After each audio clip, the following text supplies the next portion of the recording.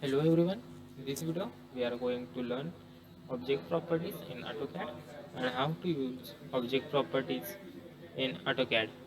Okay, here some points are available. I am going to tell you some points in object properties, that is property window, and how to choose colors in property window for an object. Then line type, there are different types of lines are available, that is continuous, dashed and hidden. Then again the line scale, the scale you can change, and the line weight. So line weight you want to change, then line weights are available, object property and match property. Here are some points I am going to tell you in directly in AutoCAD. Okay, here you can see the object property panel is available, so you can use object property options from here. Okay, I will show how to use this object property. Draw line,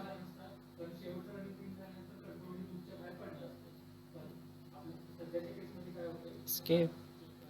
I want to draw this line or change the color of this line. I will click on line, click on property palette, come on object color. I change my color of and escape here. Okay, you can see color is changed.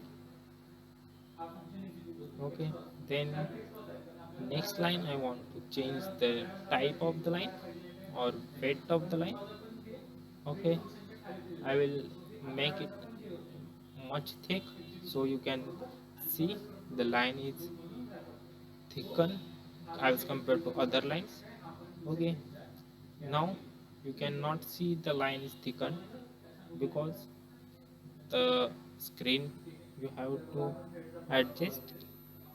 Screen means you have to adjust the line width type. I will choose line width, and here you can on this line width type. Okay, now you can see the thickness of the line. I will make some, okay, 50 50. Okay, you can see the line is weighted. When you when your line weight is option off, you cannot see the weight of the line. I will make it color, then you can see easily, or yellow. Choose the line and make it yellow.